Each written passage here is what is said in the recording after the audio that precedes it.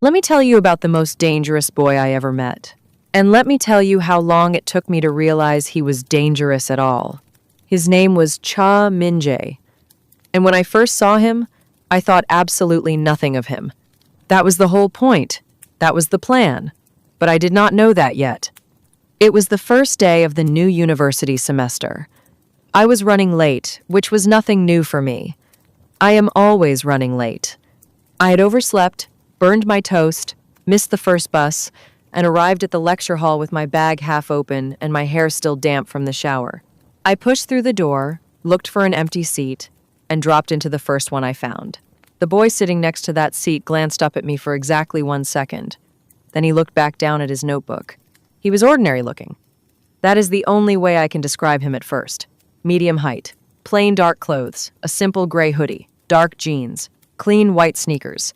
His hair was neat, but not styled. No jewelry, no flashy watch, no brand names anywhere. He had a notebook open in front of him and a cheap pen in his hand, and he was writing notes before the professor had even started talking. The kind of student, I thought, who sits in the second row, never raises his hand but always gets full marks. The kind you forget the moment you walk out of the room. I nudged my bag under my seat and pulled out my own notebook. "You have rice on your sleeve," he said. I looked down. He was right. There was a small smear of rice from my burned breakfast on my left sleeve. I looked at him. He was already looking back at his notebook. "Thank you," I said. He said nothing. And that was our first conversation. 6 words total. I did not think about it again for the rest of the day. His name was Cha Min-jae. I learned that when the professor called the attendance list, I noted it the way you note any name quickly, without interest, and then immediately begin to forget it. I would not forget it for long. His name was Cha Min-jae, and he sat beside me every single class for the next 3 weeks. Not because he chose to, or at least, that is what I thought at the time. There were only 2 empty seats left by the time students arrived to that lecture hall each day, the one I always took, because it was near the door so I could leave quickly, and the one beside it. He always arrived after me. He always sat beside me. I told myself it was coincidence. Over those 3 weeks, I learned the following things about him. He was always on time, not early exactly on time, to the minute. He took clean and careful notes. He never used his phone during class, which made him unusual among every student I had ever met. He ate lunch alone, always at the same small table near the window in the university cafeteria, always with the same simple meal, rice, 1 side dish, water. He read thick books with plain covers that had no titles on the front. He held doors open for people without making a performance of it. And he was very, very quiet. But here is the thing about quiet people. When they do speak, you listen, because you have learned by then that they do not waste words. One afternoon, 3 weeks into the semester, I was sitting on a bench outside the library, struggling with a problem set that was making me want to throw my textbook into the fountain nearby. I was muttering to myself. I was erasing so hard I was making holes in the paper. "You are approaching it from the wrong direction," said a voice beside me. I looked up. Cha Min-jae was sitting on the other end of the bench with his own book. I had not heard him sit down. I did not know how long he had been there. "What?" I said. "The problem." He gestured at my notebook with his pen. "You are starting with the conclusion and working backwards. Start with the base variable. It simplifies everything." I looked at my notebook. I looked at the problem. I tried what he said. It worked immediately. I stared at the answer. Then I stared at him. "How long have you been sitting there?" I asked. "A while," he said, and he went back to his book. "That is a little strange," I said. "Probably," he said, still reading. I looked at him for a moment, at this quiet, plain-clothed, oddly calm boy who noticed rice on sleeves and solved problems from across a bench and sat in exactly the right place to be helpful without making any announcement about it. "I am Soyeon," I said. He looked up from his book. And this time when his eyes met mine, I noticed something I had not noticed before. His eyes were very dark and very still. The kind of still that is not emptiness, It is the opposite of emptiness. It is everything held perfectly in place. I know, he said. I blinked. You know my name? You sit next to me every day, he said simply. I paid attention. He went back to his book. And I sat there on that bench feeling, for the very first time, like maybe Cha Min-jae was not as ordinary as I had decided he was. We became something like friends over the next month. Not in a dramatic way, not the kind of friendship that starts with a big conversation or a meaningful moment. The kind that builds the way moss grows slowly, quietly, one small thing at a time. He started helping me with problems I got stuck on. I started saving him a seat, not officially, not with any announcement, just saving it. We ate lunch at the same table sometimes. He did not talk much during lunch, but he listened in a way that made me want to keep talking. And when he did say something, it was always worth hearing. He never talked about his family. He never talked about where he lived. He never talked about weekends or holidays or what he did when he was not at university. I noticed this, but I did not push. Some people keep their private life private. I respected that. What I did notice was this. Sometimes, between classes, his phone would vibrate. He would look at the screen, and something would change in his face. Not dramatically. You would miss it if you were not watching closely. Just a very slight shift. The stillness would get different, harder somehow. More deliberate. Like a door quietly closing. He would excuse himself. Walk away calmly. Be back in 10 or 15 minutes, the door open again. The ordinary student face back in place, sitting down with his notebook like nothing had happened. I told myself it was nothing. Everyone has phone calls they need to take privately. But I was starting to notice. And noticing Cha Min-jae, I would learn very soon, was the most important and most dangerous thing I had ever done. It happened on a Thursday night. I was walking home from the library. It was late, almost 11. I know. A young woman walking alone in Seoul at 11 at night. My mother would have had something very clear to say about that. But the library closes late and I had a paper due the next morning and I had made my peace with the risk.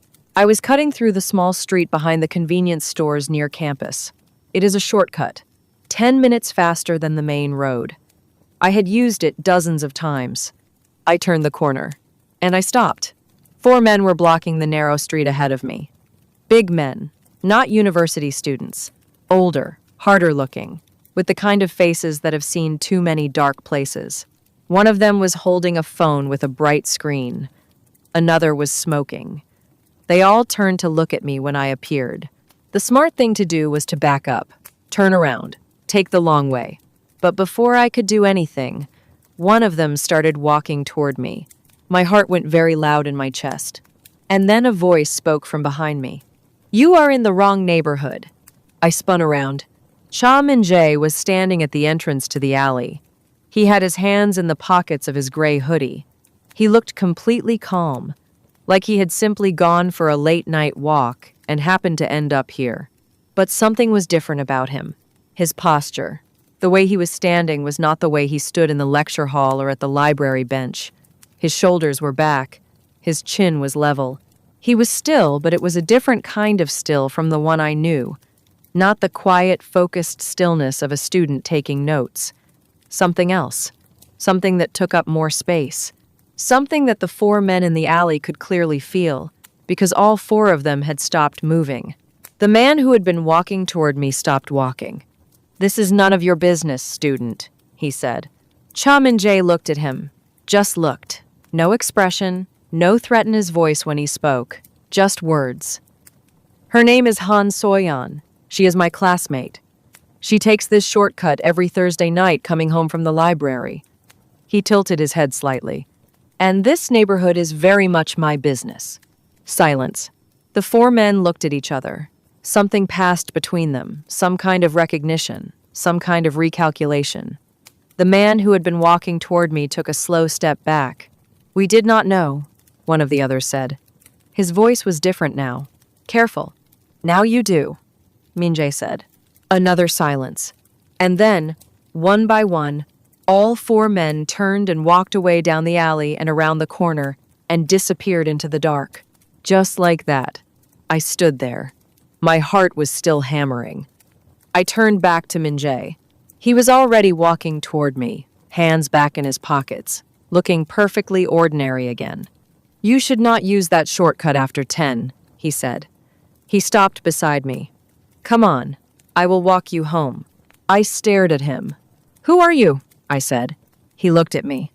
Just for a moment, one flicker, something moved in those dark, still eyes. Then it settled back into calm. "A student," he said. "Same as you." He started walking. After a moment, I followed. Because what else do you do? But I want you to understand something. I had seen his face in that alley. I had seen it for just a second before the ordinary mask came back down. And what I had seen was not a university student who happened to know how to sound confident. What I had seen was someone who had absolute authority, the kind that does not need to raise its voice, the kind that 4 large, threatening men respond to immediately, without argument, without any physical confrontation at all. I did not sleep well that night. I lay in my bed and I stared at the ceiling and I thought about Cha Min-jae, about all the small things I had been filing away without knowing what to do with them. The private phone calls, the change in posture, the way people sometimes looked at him on campus, not rudely, not openly, but with a kind of peripheral awareness, like their bodies knew something their minds had not admitted yet. And now 4 men in a dark alley responding to 2 sentences from a boy in a gray hoodie. I thought, who is he really? I did not know it then. But I was about to find out. The next day at university, he sat down beside me exactly as usual, took out his notebook, uncapped his pen, waited for the professor to begin, like nothing had happened. I waited until the professor was writing on the board. Then I leaned slightly toward him. "Thank you," I said quietly, "for last night." "You are welcome," he said, eyes on the board. "Those men," I said. "They knew you." A pause.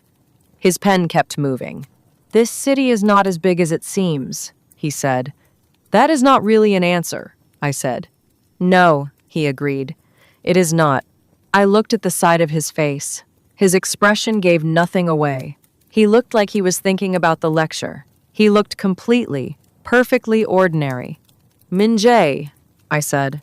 He turned to look at me, and there it was again, that thing in his eyes, that depth, that held-in stillness that was not emptiness but was so full of something unsaid that I could almost feel the weight of it.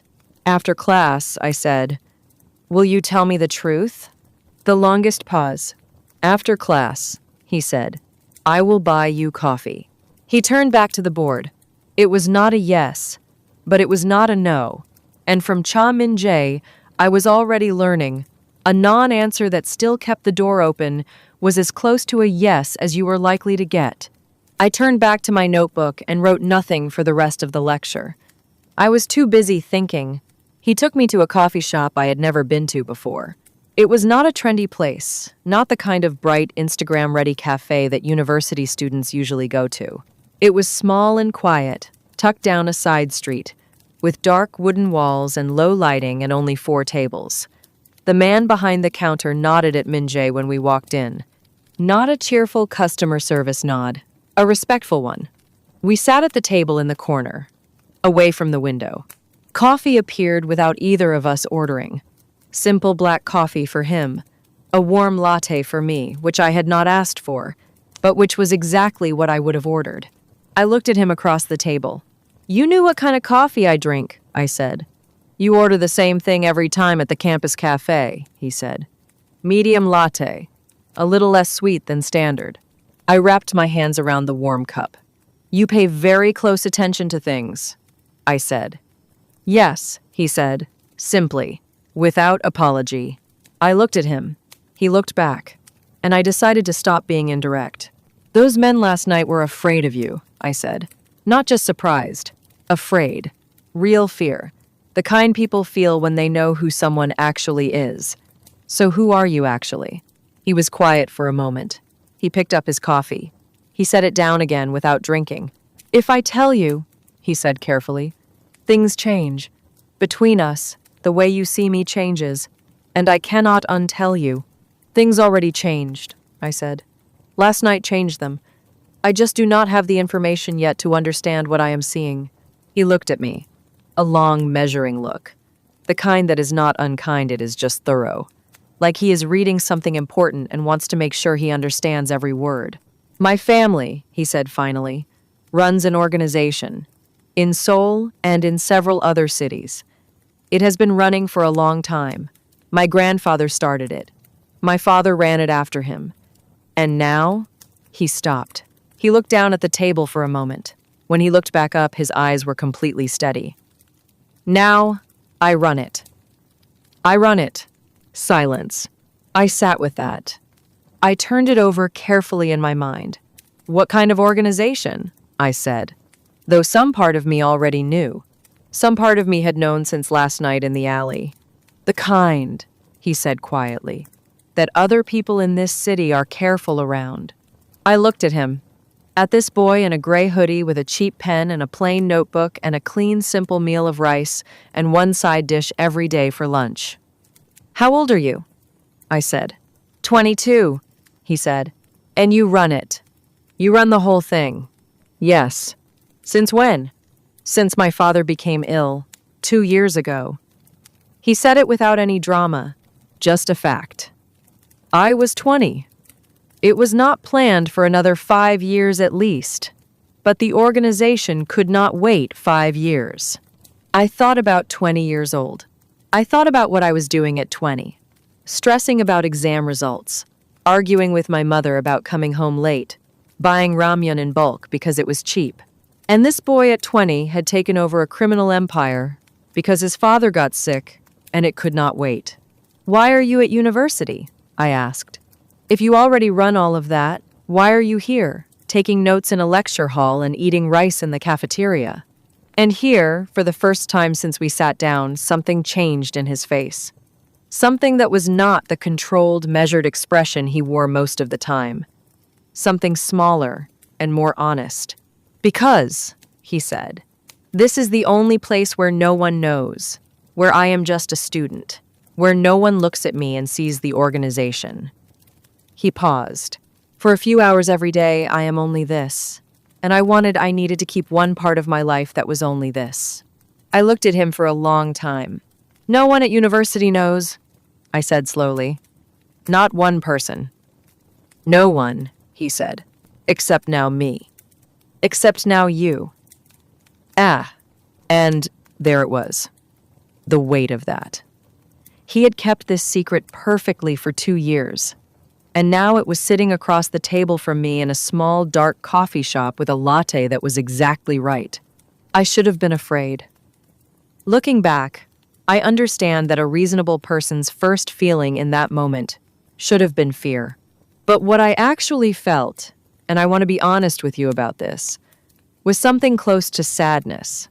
For him, for the boy who came to university every day just to have somewhere to exist without his whole identity following him through the door. I will not tell anyone, I said. He looked at me. You are not afraid, he said. It was not quite a question. I did not say that, I said. I am thinking about being afraid. I have not finished thinking yet. That corner of his mouth moved. The same almost smile I would come to know very well, the one that appears when something surprises him and he cannot quite stop it in time. Fair enough, he said. We sat in that small dark cafe for another hour. He answered my questions carefully, never more than I asked, but honestly. He told me about the organization without naming names or giving me details that could be dangerous to know. He told me about his father, who was sick but still alive, who called him every Sunday morning. He told me about the weight of it, not dramatically, not looking for sympathy, just plainly, the way you describe something heavy by simply saying it is heavy. And I sat across from him and I listened. And somewhere in that hour, without either of us deciding it or naming it, something shifted between us. Not into romance, not yet. Into something that comes before romance. Into real honesty between two people. The kind that once it exists, you cannot go back from. He walked me home that evening. He stood at the entrance to my building. Soyeon, he said. I turned around. Thank you, he said. For not running. I looked at him. This boy who ran an empire and ate rice alone and came to university in a gray hoodie just to have somewhere to be nobody for a while. Thank you, I said, for telling me. I went inside. I walked up the stairs to my apartment. I sat on my bed and I thought, I am in a great deal of trouble. Because I already knew, sitting there, that it was too late to go back to seeing him as ordinary. Too late to unknow what I knew. And definitely, too late to stop noticing him. After the cafe, things were different between us. But different in a quiet way. We still sat together in class. We still ate lunch sometimes. He still helped me with problems, and I still made him talk more than he was naturally inclined to. But now there was a new layer to everything. A layer of knowing. I knew who he really was, and he knew that I knew. And we had both decided without saying it directly that we were going to keep going anyway. It felt like standing at the edge of something very high and deciding to stay because the view was worth it. He started sharing things. Small things at first. A mention of a meeting that had gone badly. A sentence about a decision he was struggling with. Never details, never anything that could be dangerous, but fragments of the real life that existed outside the gray hoodie and the cheap pen. I started to understand the shape of his days. University in the morning, his safe hours, his quiet hours. Then, afternoons that disappeared into phone calls and meetings and decisions I could only imagine. Then late evenings where sometimes, if things had not run too long, he would appear at the campus library just before it closed and sit at the table near mine and read for an hour in silence. I never asked why he came. He never explained. We both understood that this was his way of coming up for air. One evening, about a month after the coffee shop, I was studying in the library when my phone rang. A number I did not recognize. I almost did not answer. Soyeon. It was his voice, but different, lower, stripped of the university quietness. Minjae, are you okay? I need you to do something for me, he said. There is a university event tonight, the alumni dinner. I need you to come with me. I blinked. The alumni dinner? That is a formal event. I do not have... There will be something sent to your apartment in the next 30 minutes, he said. A dress and everything you need. I will explain when I see you, but Soyeon, I need you there, as my girlfriend. I sat very still in the library. I am not your girlfriend, I said carefully. I know, he said. That is why I said I need you to come as my girlfriend, not that you are one. A pause. I would not lie to you about what something is. I thought about that for a moment. Why? I said. What is happening at this dinner? There are people attending, he said, who are trying to establish whether I have any personal connections that can be used against me. If I arrive alone, I confirm what they suspect, that there is no one, that I am isolated. That is a weakness they will use. I understood. This was not romance. This was strategy. He needed someone beside him who looked real, because real was the one thing his enemies could not plan around. Okay, I said. Silence on the other end, like he had prepared for more resistance. Okay, he said. Yes, I said. I will come. Another pause. Thank you, Soyeon. You can thank me by explaining everything in the car, I said. And I hung up and started closing my books. The dress that arrived was dark blue and simple and beautiful. I put it on and looked in the mirror and barely recognized myself, not because it changed who I was, but because it fit perfectly, like someone who knew my measurements had chosen it specifically for me, which, I realized, was exactly what had happened. In the car, he sat beside me in a dark suit that made him look nothing like the boy in the gray hoodie. He looked older. He looked like authority itself, dressed in good fabric. He was looking out the window at the city going past. The man you need to watch, he said without looking at me, is named Director Yoon. He will be in a dark green tie. He will try to speak to you alone at some point during the evening. He is not a dangerous man physically, but he collects information. Do not tell him anything real. What is real? I said. Your name, he said. How we met. How long we have been together. He turned to look at me. Everything else where you live, your family, your studies, keep it general. Vague. Polite, but vague. How long have we been together? I asked. 6 months, he said. How did we meet? Through a mutual friend. The details are not important. If he presses, change the subject. Ask him about himself. People like Director Yoon enjoy talking about themselves more than they enjoy asking questions. I nodded. And what is my manner? Toward you, I mean. How do couples like this in your world? How do they present? He looked at me. Something shifted in his expression. Naturally, he said quietly. Just be natural, with me, the way you already are. And something in the way he said it made the back of my neck warm. The dinner was enormous and formal and full of people wearing their wealth very visibly. Min-jae moved through the room the way he always moved, deliberately, with perfect, quiet authority. But this version of him was public.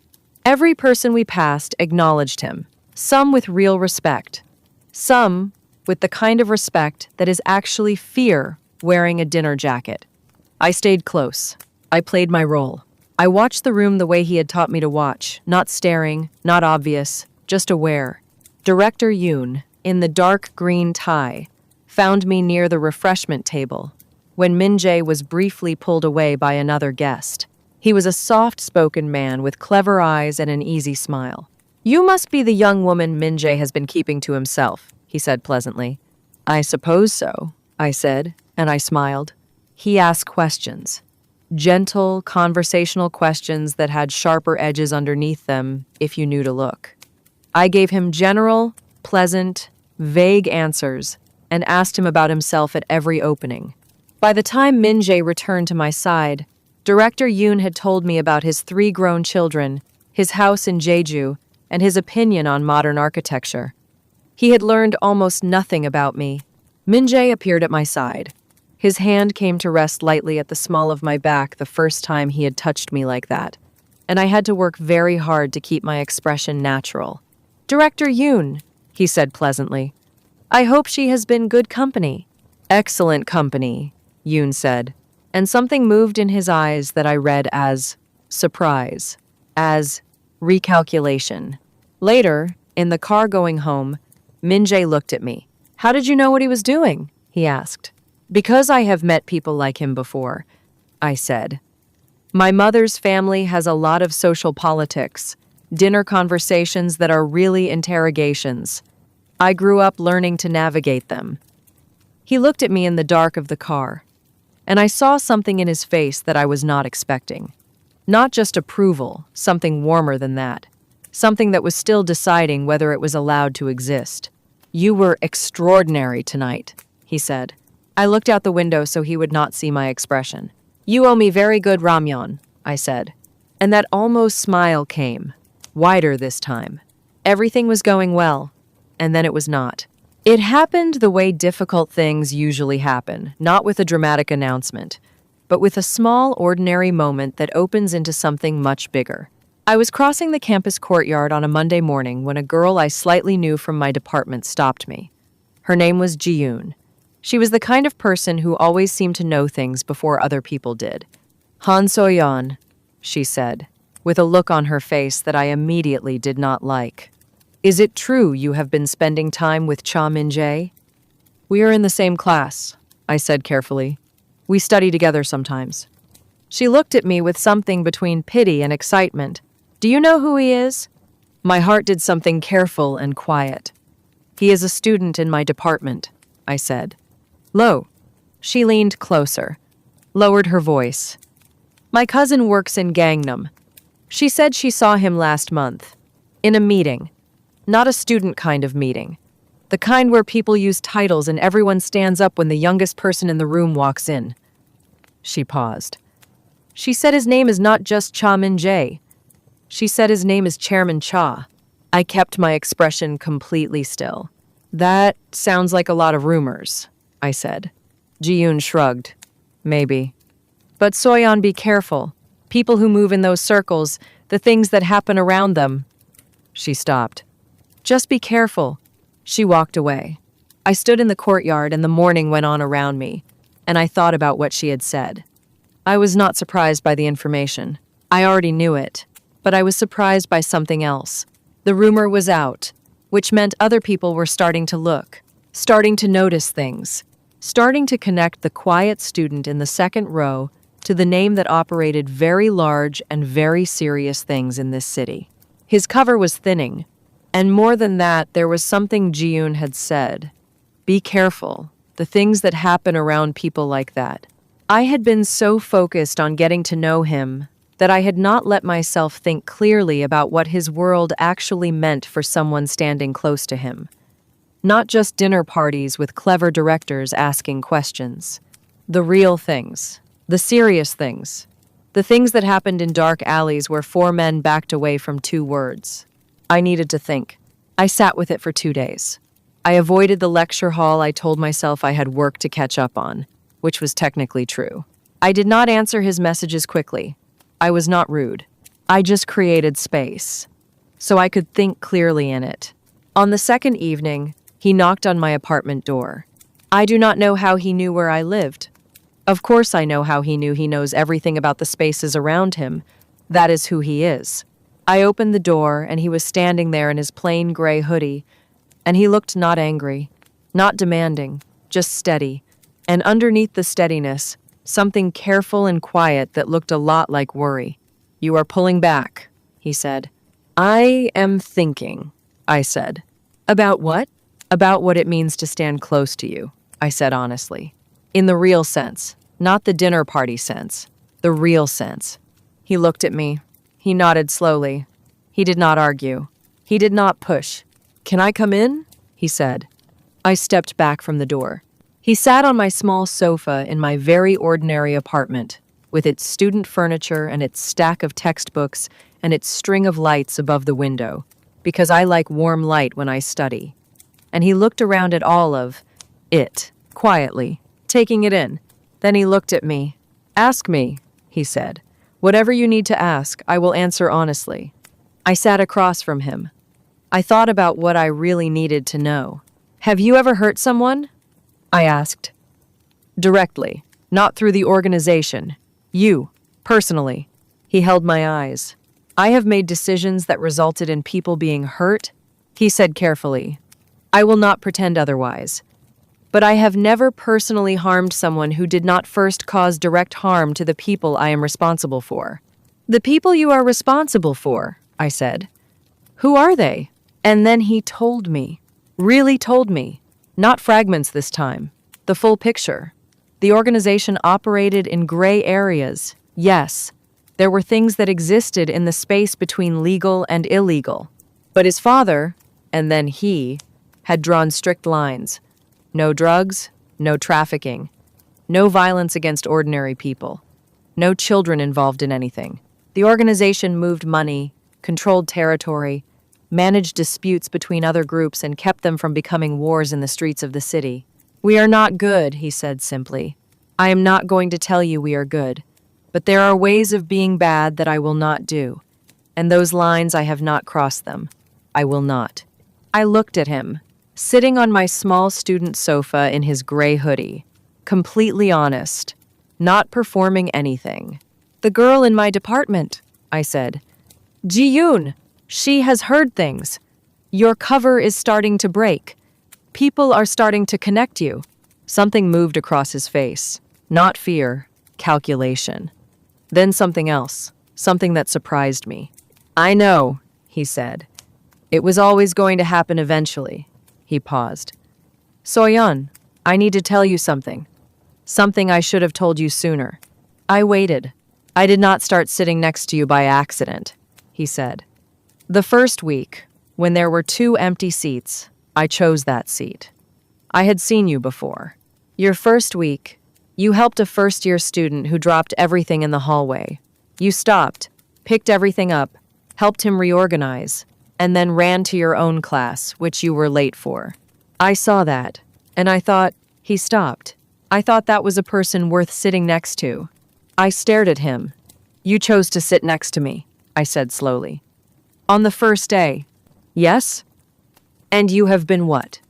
Slowly getting to know me? On purpose? Yes, he said. Though I did not plan for... He stopped again. Then he looked at me with those dark, steady eyes, and he said the truest thing he had said yet. I did not plan for it to matter this much. The room was very quiet. I looked at this boy, this complicated, careful, a lonely boy who ran an empire and ate lunch alone and came to the library to breathe, and had chosen to sit next to me because he saw me stop in a hallway to help a stranger. And I felt something enormous move through my chest. You are going to make my life very complicated, I said. I know, he said. I am sorry. Stop apologizing, I said. I did not say I minded. And that almost smile came. And this time, it became a real one. Let me tell you about the day everyone found out. It was a regular Tuesday. A perfectly ordinary Tuesday. Morning lecture. The usual seats. Min-jae beside me with his notebook and his careful pen. The professor talking about economic theory that none of us would remember a year from now. And then, in the middle of the lecture, the doors at the back of the hall opened. 3 men walked in. Not students, not professors. Men in dark jackets who looked at the room with the specific eyes of people who are looking for one particular person. They found Min-jae in about 3 seconds. The whole lecture hall was watching now. You could feel the attention shift like a wave. Heads turning. Whispers starting. The professor had stopped talking. The first man tall, with a scar along his jaw, bowed when he reached our row. Not casually. Formally. The kind of deep bow you give to someone of genuine authority. Chairman, he said quietly, there is something urgent. And there it was. That word. Chairman. Spoken clearly in a lecture hall of 200 students who had all spent varying amounts of time sitting next to, studying beside, and casually knowing a boy named Cha Min-jae who ate rice alone and wore gray hoodies. The silence was absolute. I felt Min-jae go very still beside me. He turned to look at me. Just me. And in his eyes, which were controlled and careful as always, I saw something that was not part of the chairman's face. Something that was still just him. Asking me something without words. I nodded at him. Just once. Small. Telling him, I am fine. Go. He held my eyes for one more second. Then he closed his notebook. He put his pen in his pocket. He stood up, and as he walked to the end of the row and up the aisle toward the door, the 3 men fell into step around him, and I watched 200 students watch Cha Min-jae become someone else entirely in front of their eyes. He did not look back. The doors closed behind him, and then the hall exploded. Everyone talking at once. Who is he? What was that? Did they call him chairman? Are you serious? Wait, Cha Min-jae, the quiet guy in the second row. That guy? I sat very still in my seat. I picked up my pen. I looked at my notebook. I wrote nothing. I waited for the noise to settle. He called me 4 hours later. I was sitting on a bench outside the campus main building. Students kept walking past me with excited, slightly scared expressions. The news had traveled. Of course it had. I am sorry, he said when I picked up. That was not how I wanted it to happen. No one would want it to happen that way, I said. Are you all right? I thought about that. About being left sitting in a lecture hall, while 200 people processed the fact that the quiet student they had barely noticed was apparently a crime boss. About all the looks I had gotten afterward. About Ji-yoon texting me 17 times. I am fine, I said. Are you? A pause. That is not the usual question people ask me. I am not usual people, I said. Another pause. Longer. Then, I am managing something difficult. I will be several more hours. Okay, I said. Soyeon, his voice, low and direct and stripped of performance. I do not know what this means now. For university, for everything. I do not know how much of the quiet life is still possible after today. I thought about that gray hoodie, about the plain notebook, about rice and one side dish and library evenings, and almost smiles. About everything he had built just to have somewhere to be a person without the rest of it following him in. And I thought about how much I had come to care about all of those things. About him. Then we figure out what is still possible, I said. That is all. We figure it out as we go. He was quiet for a long moment. You keep not running, he said. You keep giving me reasons not to, I said. He came to find me that evening. I was at the library, our place, without it ever officially becoming our place. He walked in wearing the dark suit from whatever meeting had pulled him away. He sat across from me. He looked exhausted in a way that he did not usually let show. I closed my book. Tell me what happened, I said. And he told me, not the details, never the dangerous details, but the shape of it. A power challenge from a rival group who had chosen today specifically because they knew his cover had been breaking. They had wanted to force the reveal, make it chaotic, make him look vulnerable. They had failed. He had handled it. But it had cost the whole careful double life he had been living. The university life, he said quietly. The morning lectures, sitting in the second row and pretending the rest of it does not exist. He paused. He looked at the table. I do not know if that is possible anymore. Not now that it is public. I looked at him. Maybe it does not have to look exactly the same, I said. Maybe it looks different now, but different is not the same as gone. He raised his eyes to mine, dark and still and very, very tired. I am not going to disappear from your life because of who you are, I said. I know who you are, all of it, and I am still sitting here. He leaned forward slightly. His hand came across the table and covered mine, warm and certain. I have been trying, he said slowly, carefully, like each word was being chosen with great care, not to say certain things, because saying them out loud makes them real, and real things in my world can be used against the people you care about. I turned my hand over under his and held it. Then do not say it out loud, I said softly. I already know. He looked at me, and the controlled, careful, chairman face was completely gone. What was left was just him, 22 years old and carrying something enormous and doing it mostly alone and sitting in a university library with bad lighting, holding the hand of the girl who had sat beside him in class and noticed rice on her sleeve and thought he was ordinary. I squeezed his hand. He squeezed back. And outside the library windows, Seoul went on being loud and bright and completely unaware of this specific moment at this specific table. The city did not know. The 200 students in the lecture hall had their story to tell and their messages to send. Everyone now knew the name and the fact and the dramatic realization. But none of them knew this part. This part was only ours.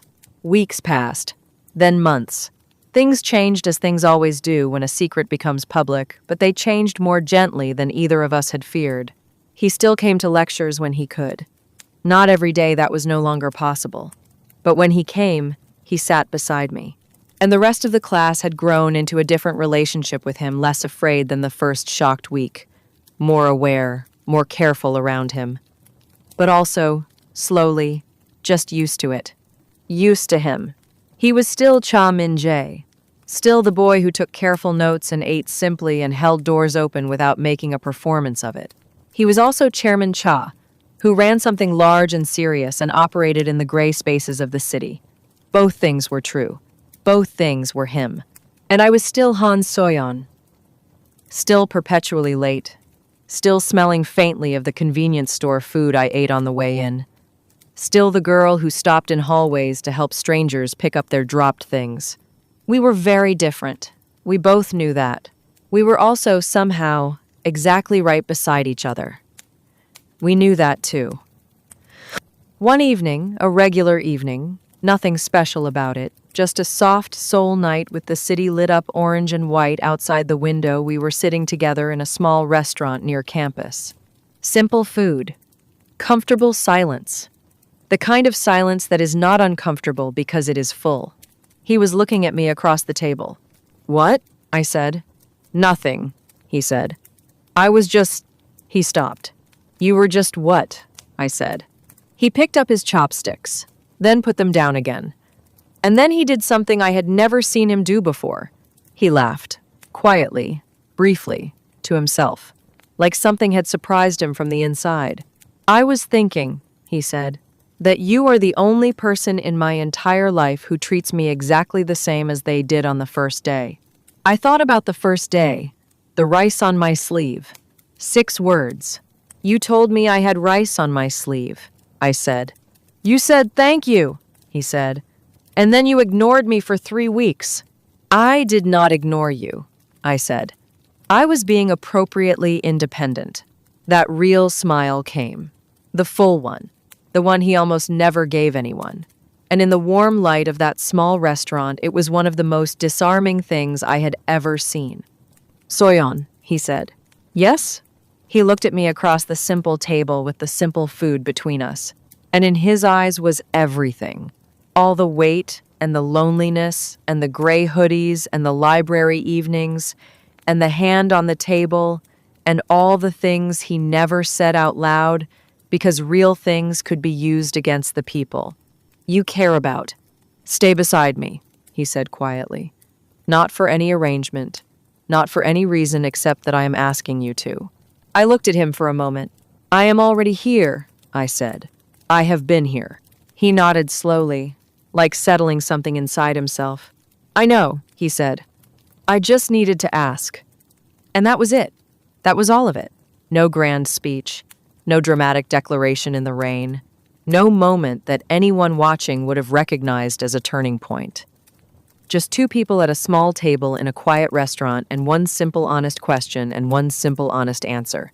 Everyone at university had thought Cha Min-jae was just a quiet student, a forgettable boy in a gray hoodie, the kind you barely notice.